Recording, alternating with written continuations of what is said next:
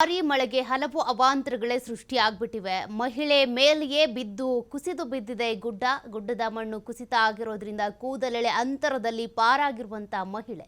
ಕಣ್ಣೂರು ದಯಾಭುವಿನಲ್ಲಿ ನಡೆದಿರುವಂತ ಘಟನೆ ಇದು. ನಿರಂತರವಾಗಿ ಮಳೆ ಸುರಿತಾ ಇರೋದ್ರಿಂದ ಮಂಗಳೂರಿನಲ್ಲಿ ಒಂದು ದಿನಕ್ಕೇನೆ 2-3 ಅವಾಂತರಗಳು ಸೃಷ್ಟಿಯಾಗ್ತಾ ಇವೆ.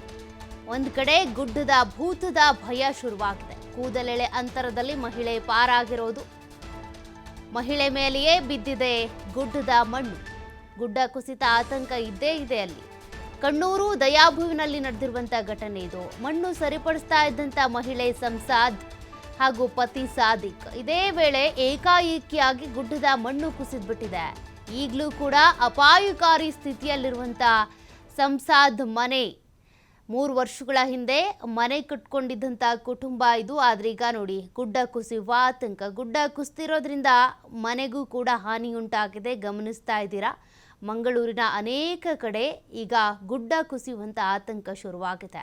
ನಿರಂತರವಾಗಿ ಮಳೆ ಸುರಿತಾ ಇರೋದ್ರಿಂದ ಅಲ್ಲಲ್ಲಿ ಈಗಾಗಲೇ ಗುಡ್ಡ ಕುಸಿತ ಆಗಿರೋದು. ಸದ್ಯ ನೋಡಿ ಸಂಸಾದ್ ಹಾಗೂ ಪತಿ ಸಾದಿಕ್ ಅವರಿಬ್ಬರೂ ಕೂಡ ಈಗ ಅವರ ಮನೆ ಕೂಡ ಅಪಾಯದಲ್ಲಿದೆ. ಯಾವಾಗ ಬೇಕಿದ್ರೂ ಗುಡ್ಡ ಕುಸಿತ ಆಗಬಹುದು. ಪೂರ್ತಿ ಅವರ ಮನೆಯ ಸುತ್ತಮುತ್ತ ಜೌಗು ಪ್ರದೇಶ ಆಗ್ಬಿಟ್ಟಿದೆ. ನಿರಂತರವಾಗಿ ಮಳೆ ಸುರಿತಾ ಇರೋದ್ರಿಂದ ಯಾವಾಗ ಬೇಕಿದ್ರೂ ಗುಡ್ಡ ಕುಸಿತ ಆಗ್ಬೋದು. ಈಗಾಗಲೇ ಗುಡ್ಡದ ಮಣ್ಣು ಬಿದ್ದಿದ್ದು ಕೂದಲೆಳೆ ಅಂತರದಿಂದ ಸಂಸಾದ್ ಪಾರಾಗಿದ್ದಾರೆ. ಹಾಗಿದ್ರೂ ಕೂಡ ಇನ್ನೂ ಆತಂಕ ಇದ್ದೇ ಇದೆ. ನೀವು ದೃಶ್ಯಾವಳಿಗಳನ್ನು ಗಮನಿಸ್ತಾ ಇದ್ದೀರಾ. ಅವರ ಮನೆ ಇರುವಂಥದ್ದು ಗುಡ್ಡಗಾಡಿನ ಪ್ರದೇಶದಲ್ಲೇ, ಅಲ್ಲೇ ಗುಡ್ಡದ ಕೆಳಗಡೆನೆ ಮನೆಯನ್ನು ಕಟ್ಕೊಂಡಿದ್ದಾರೆ. ಈ ರೀತಿ ಮಳೆಯಾದಂಥ ಸಂದರ್ಭದಲ್ಲಿ ಮಂಗಳೂರು ಇರ್ಬೋದು, ಅದೇ ರೀತಿಯಾಗಿ ಈ ಸಕಲೇಶ್ಪುರ, ಹಾಸನ ಆ ಕಡೆ ಎಲ್ಲ ಗುಡ್ಡ ಕುಸಿತ ಆಗೋದು ಕಾಮನ್ ಆಗಿಬಿಟ್ಟಿದೆ. ಬಟ್ ಇದರಿಂದ ಜನರನ್ನು ಹೇಗೆ ರಕ್ಷಣೆ ಮಾಡೋದು ಅನ್ನೋದು ಕೂಡ ಒಂದು ರೀತಿಯಾಗಿ ಸವಾಲಿನ ಕೆಲಸ. ಅವ್ರನ್ನ ಸ್ಥಳಾಂತರ ಮಾಡಬೇಕಾಗುತ್ತೆ. ಇಲ್ಲಾಂದರೆ ಇತ್ತೀಚೆಗೆ ಯಾವ ರೀತಿ ಒಂದು ಪ್ರಕರಣ ಆಯಿತು ಗಮನಿಸಿದ್ರಿ ನೀವು. ಇಬ್ಬರು ಮಕ್ಕಳು ತಾಯಿ ಸಿಲ್ಕಾಕೊಂಡು ಬಿಟ್ಟಿದ್ರು. ಹಾಗಾಗಿ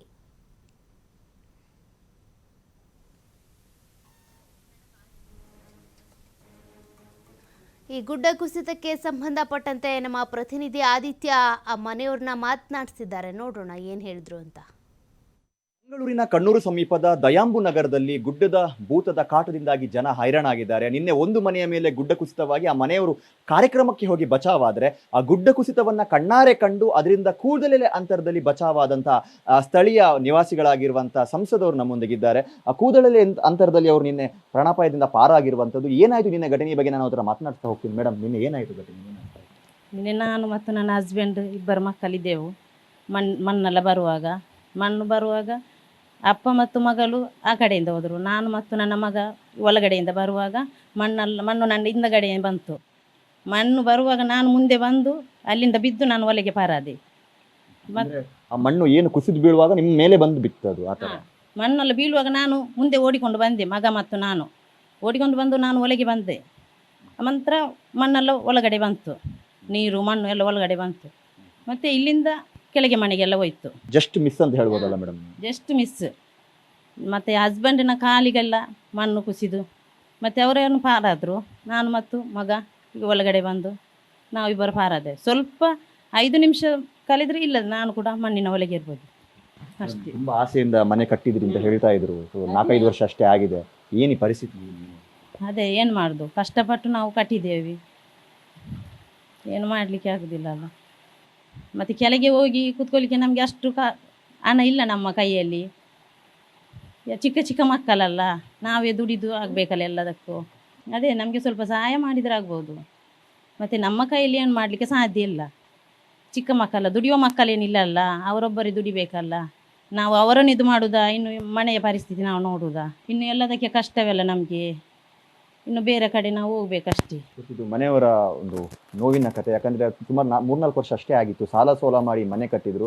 ಸೊ ನಿನ್ನೆ ಗುಡ್ಡ ಕುಸಿತದೊಂದು ಆತಂಕ ಅವರಲ್ಲಿ ಇತ್ತು. ಹಾಗಾಗಿ ಆ ಗುಡ್ಡಕ್ಕೆ ಹರಿದು ಬರುವಂತಹ ನೀರಿನ ಒಂದು ದಿಕ್ಕು ಬದಲಾಯಿಸುವಂತ ಹೊತ್ತಲ್ಲೇ ಆ ಗುಡ್ಡ ಕುಸಿದು ಅವ್ರ ಮೇಲೆ ಅದು ಬಿದ್ದಿರುವಂಥದ್ದು. ಆದರೆ ಕೂದಲೆಳೆ ಅಂತರದಲ್ಲಿ ಅವರು ಅದರಿಂದ ಪಾರಾಗಿದ್ದಾರೆ. ಇಲ್ಲಿಗೆ ತೆಗೆದುಕೊಂಡು ಬಂದ ಒಂದು ಫೋರ್ಸ್ ಅವರನ್ನ ತೆಗೆದು ಬಂದು ಇಲ್ಲಿಗೆ ಬಿಟ್ಟಿದೆ. ಇಲ್ಲಿ ನೋಡ್ಬೋದು ದೃಶ್ಯದಲ್ಲಿ ಏನು ಮಣ್ಣು ಹರಿದು ಬಂದಂತ ಪರಿಣಾಮ, ನೀರು ಹರಿದು ಬಂದಂತ ಪರಿಣಾಮ ಇಲ್ಲಿ ಬಂದವರು ಬಿದ್ದು ಇಲ್ಲಿಂದ ಅವರ ಅಪಾಯದಿಂದ ಪಾರಾಗಿರುವಂಥದ್ದು. ಸ್ವಲ್ಪ ಆ ಕಡೆ ಏನಾದರೂ ಅವರು ಇದಾಗ್ತಾ ಇದ್ರೆ ಒಂದು ದೊಡ್ಡ ಅಪಾಯ ಸಂಭವಿಸ್ತಾ ಇತ್ತು. ಆದರೆ ಒಂದು ದೇವರ ದಯದಿಂದ ಅದೃಷ್ಟವಶಾತ್ ಅವರು ಈ ಒಂದು ಅಪಾಯದಿಂದ ಪಾರಾಗಿರುವಂಥದ್ದು. ಸರ್ಕಾರ ನಮ್ಮ ಒಂದು ಸಮಸ್ಯೆಗೆ ಶೀಘ್ರ ಸ್ಪಂದಿಸಬೇಕು, ನಮಗೊಂದು ಪರಿಹಾರವನ್ನ ಕೊಡಬೇಕು ಅನ್ನುವಂಥದ್ದು ಅವರ ಮನವಿಯಾಗಿದೆ. ಕ್ಯಾಮ್ರಾ ಪರ್ಸನ್ ಕೃಪೇಶ್ ಪೂಜಾರ್ ಜೊತೆ ಆದಿತ್ಯ TV5 ಮಂಗಳೂರು.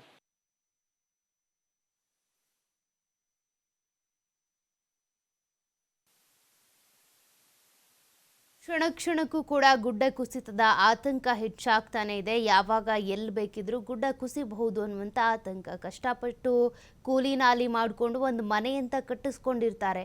ಆದರೆ ನೋಡಿ, ಸುತ್ತಮುತ್ತಲೂ ಕೂಡ ಗುಡ್ಡ ಕುಸಿಯುವಂಥ ಆತಂಕ ಮತ್ತಷ್ಟು ಹೆಚ್ಚಾಗ್ತಾ ಇದೆ. ಸದ್ಯ ಆ ಕುಟುಂಬಸ್ಥರಿಗೆ ಏನಾದರೂ ಆರ್ಥಿಕ ನೆರವು ಸಿಗಬಹುದಾ ಅಂತೇಳಿ ಅವರೇ ಮನವಿ ಮಾಡಿಕೊಂಡಿದ್ದಾರೆ. ನೋಡೋಣ.